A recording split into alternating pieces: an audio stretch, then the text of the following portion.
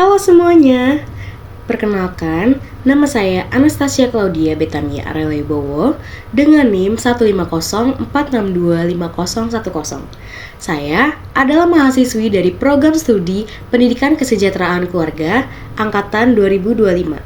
Pada kesempatan video naratif kali ini, saya akan mengupas tuntas sebuah teori yang sangat fundamental dalam studi perkembangan manusia, yaitu teori sosiokultural yang dicetuskan oleh Lev Vygotsky. Tidak hanya membedah teori tersebut, di bagian pertengahan, nanti saya juga akan membandingkan secara kritis dengan teori psikologi terkenal lainnya, yaitu teori psikososial dari Erik Erikson, serta melihat bagaimana relevansi kedua teori ini dalam kacamata program studi saya, yaitu pendidikan kesejahteraan keluarga. Nah, mari kita mulai dari dasar teorinya terlebih dahulu.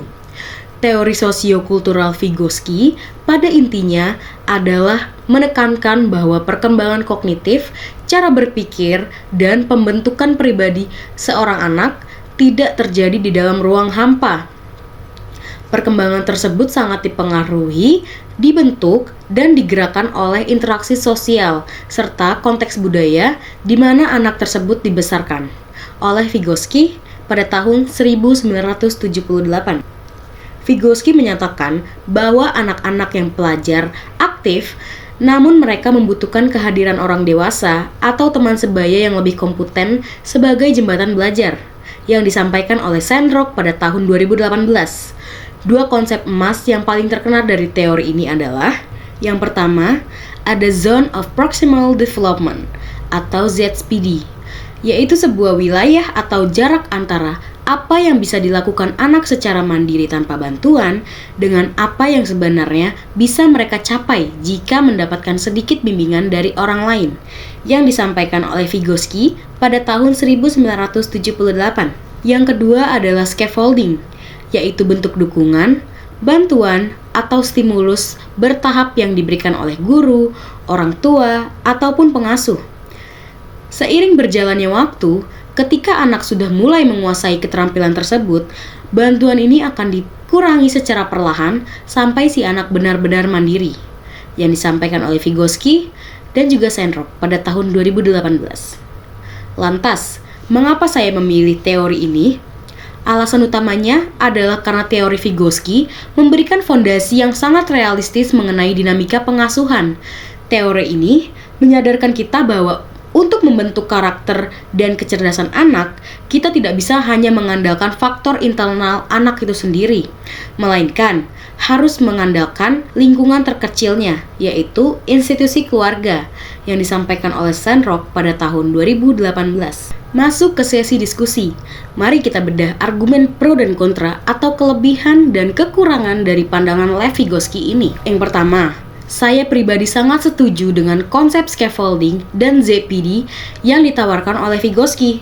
Dalam realitas kehidupan sehari-hari, kita bisa melihat bahwa bukti nyata anak-anak yang dibesarkan dalam lingkungan keluarga yang komunikatif, di mana orang tuanya aktif mendampingi, mengajak berdiskusi, dan memberikan stimulasi yang tepat, cenderung memiliki kemampuan verbal, kognitif, dan adaptasi sosial yang jauh lebih matang dibandingkan anak yang dibiarkan hanya belajar sendirian tanpa adanya arahan.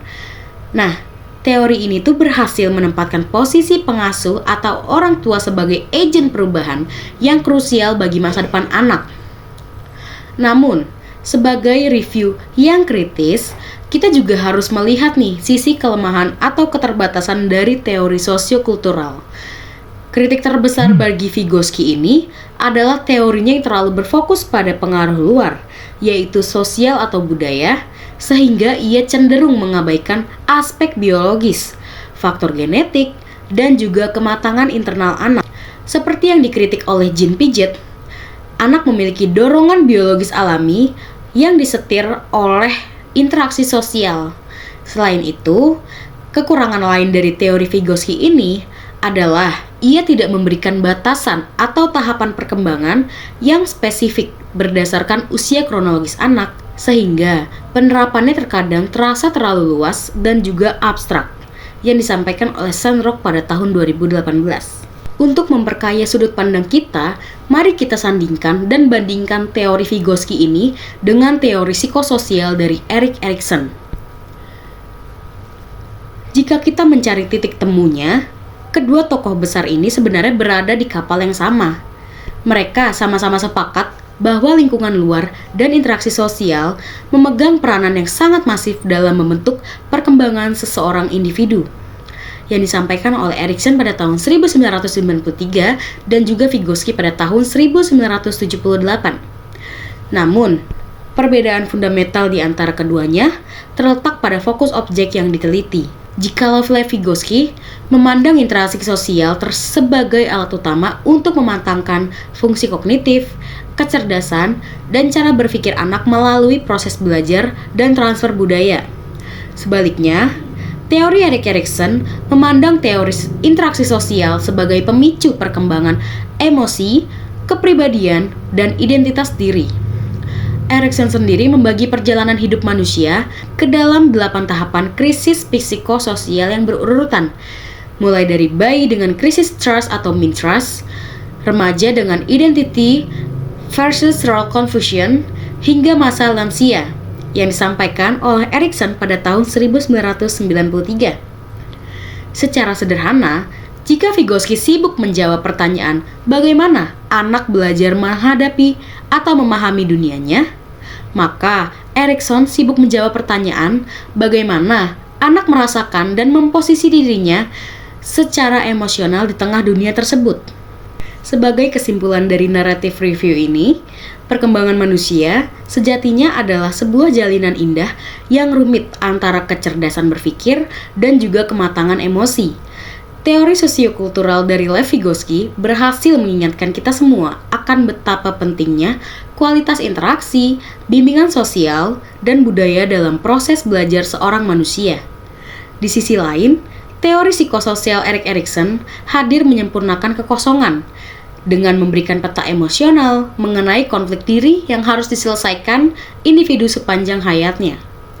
Bagi kami, di bidang pendidikan kesejahteraan keluarga, integrasi, dan juga pemahaman yang mendalam terhadap kedua teori ini adalah modal yang paling utama. Kami menggunakannya sebagai kunci untuk merancang strategi pengasuhan dan pengelolaan sumber daya manusia demi membangun ekosistem keluarga yang harmonis, suportif, tangguh, dan sejahtera. Demikian naratif review yang dapat saya sampaikan. Kurang lebihnya saya mohon maaf. Terima kasih banyak atas perhatiannya dan sampai jumpa.